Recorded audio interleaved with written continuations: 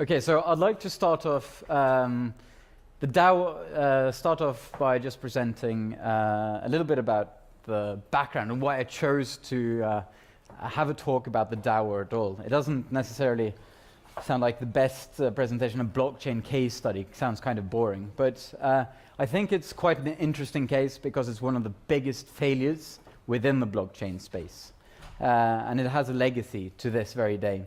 In addition to that, I think it's insightful to understand how blockchains work, and it kind of tugs at some of the underlying ideological questions that you kind of face in a blockchain community.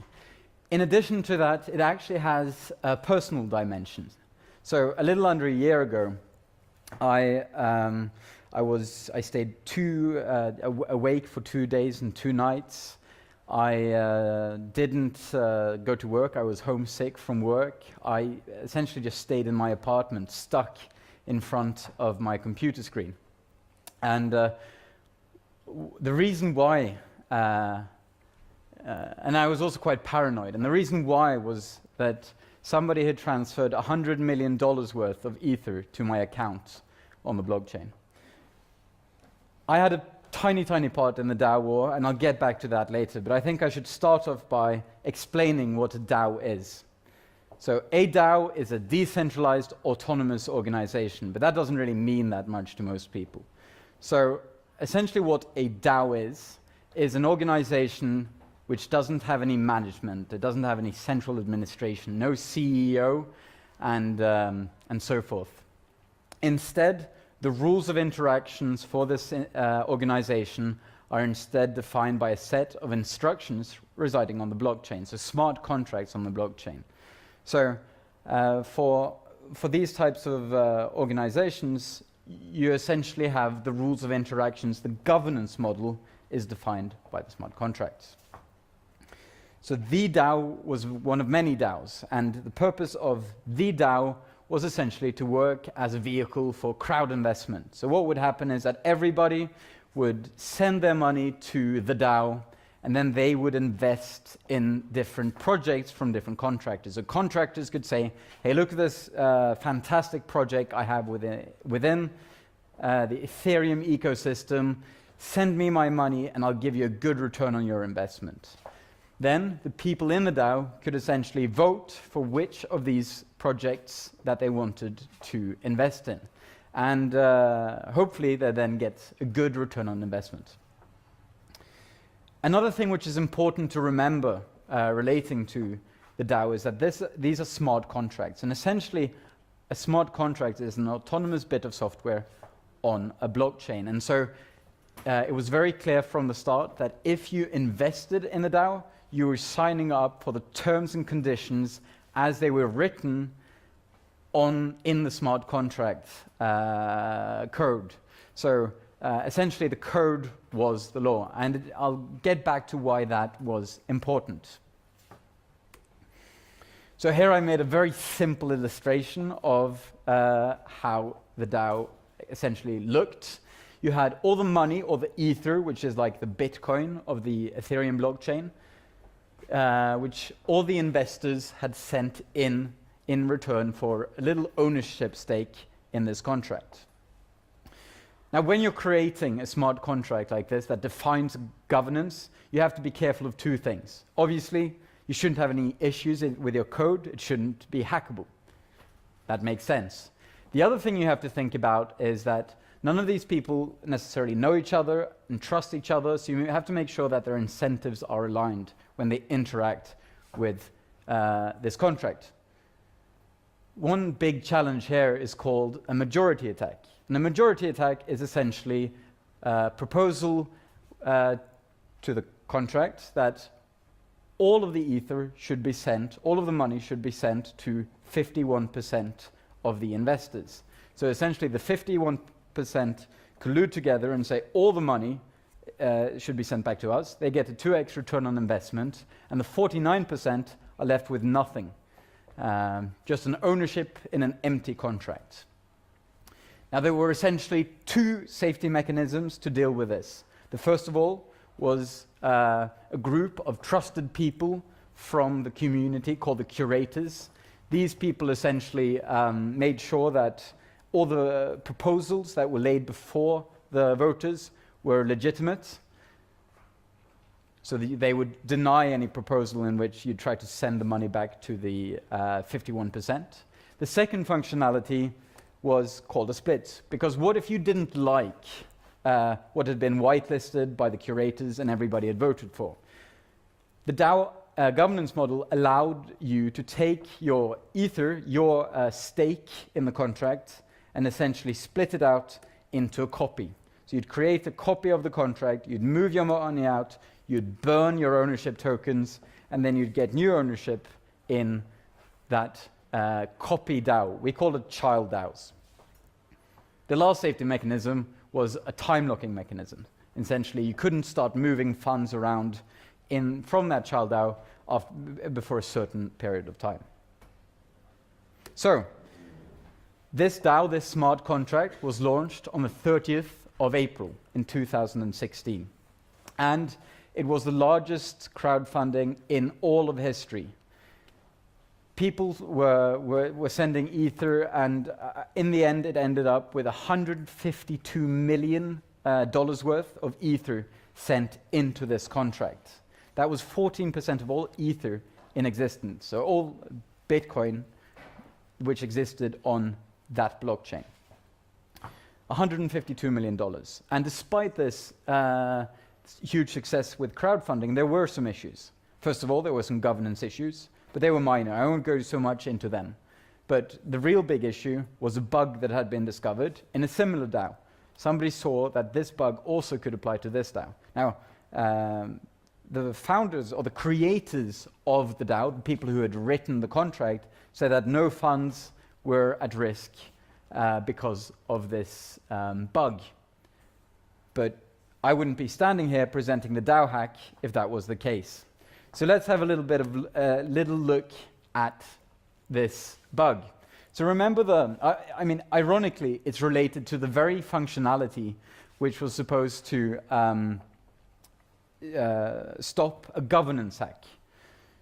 So remember the possibility of splitting out your ownership stake if you didn't agree with the rest, what had been voted for. You could then essentially say, I'm splitting, I'm in, you remember this part, I just explain it, and then move your funds out of the contract. The bug was that before burning your token, before burning your ownership stake in the DAO, you could essentially say, wait, before I burn my token, give me back my Ether. That was the bug. So essentially you could recursively call, or you could call that action to get your Ether out of the contract again and again and again, and you would essentially just keep on draining the contract of its money. That was the bug. And on the 17th of June, a hacker used that bug to exploit to start draining money from the DAO. Now these are some screenshots from an internet forum, which I took at the time. And what's quite interesting here, these are people from, at least the two top ones, is a person from Slockit, so the creators of the DAO. What's interesting to think about here is that even though they've created this smart contract, they have absolutely no control over its actions more than anyone else. That's the whole point of smart contracts. These are autonomous agents residing on a blockchain. These people don't have any more control over it than anyone else. They could just watch as the hacker drained millions and millions upon dollars from the contract. In the end, they actually asked the whole community to start spamming the whole network with transactions as a measure to try to slow down the transactions draining the DAO. So in the end, the hacker managed to drain $50 million worth of Ether from the contract. Now, after this, some researchers published the details, the nitty-gritty details of how the hack functioned. The problem was that when these details became public, there was still $100 million worth of Ether in the original contract. So you essentially had a receipt of how to start draining this dollars out of the original contract. So a couple of days after the original hack, what seems like to be a new attacker started slowly draining Ether from the attack.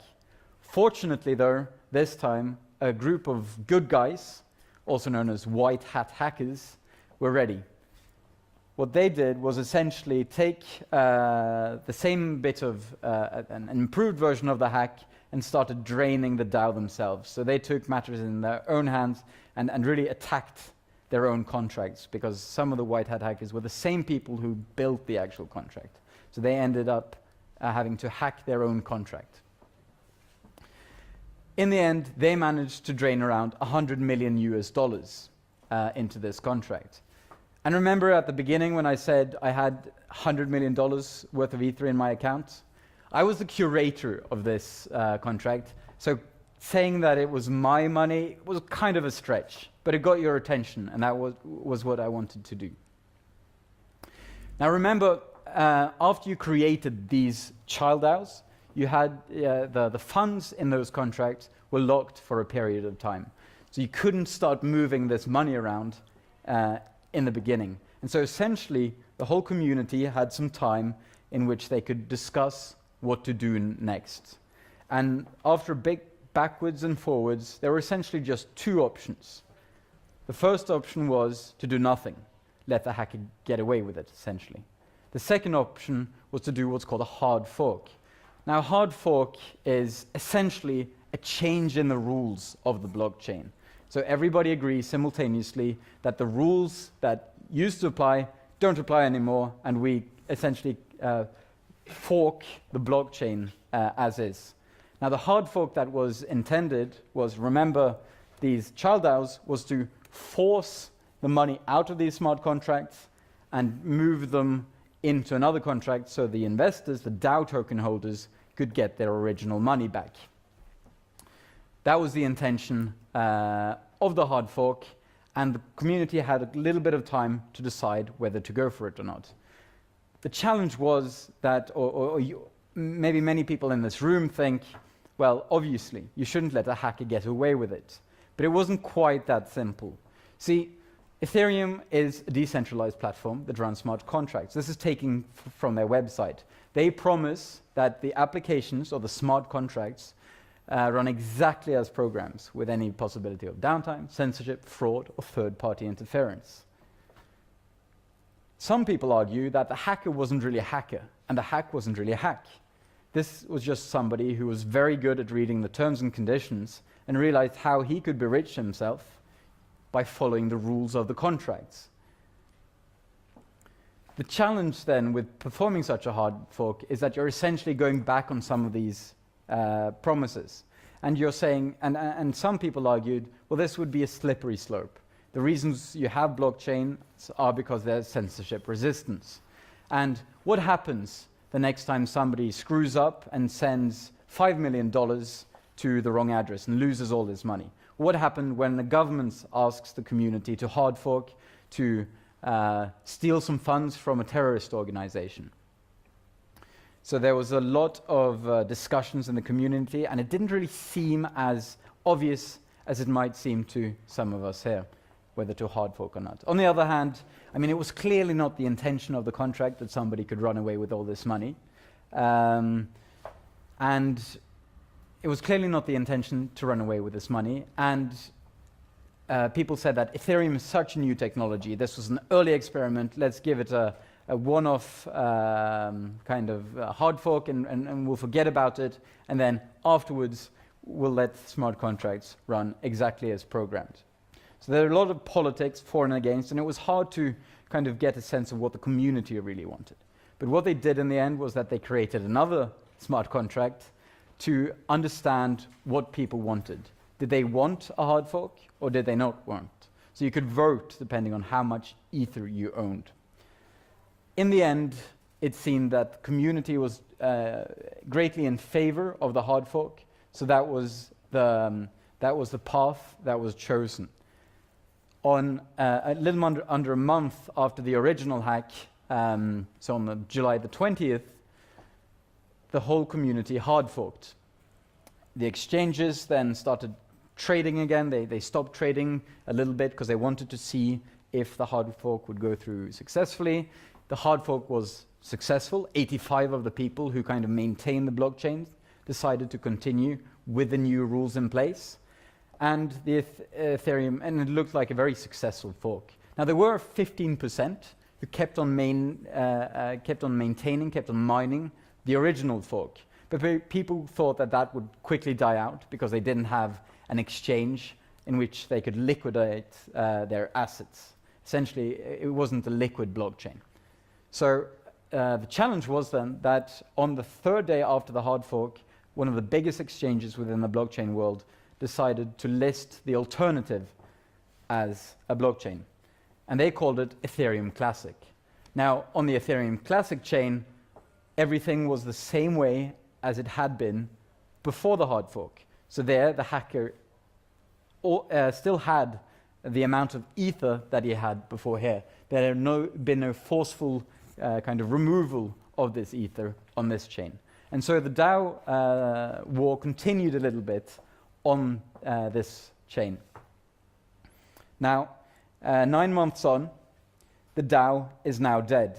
But there are many other DAOs in existence, and it was just one early experiment which blew up. It was one of those bombs that Andreas described, where the technical issue didn't, because of a technical issue. In addition to that, as we can see from the price of the cryptocurrency, both chains still live on to this day.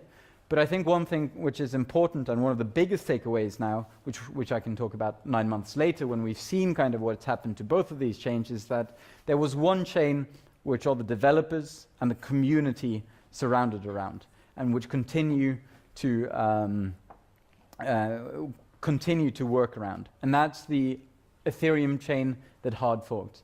And the market price of this chain is many, many, many times over the price of the original chain. And that kind of tells me that in the end, it's the humans and it's the community behind these blockchains which give value to the blockchains. That's all I managed to say in 20 minutes. Thank you very much for having me.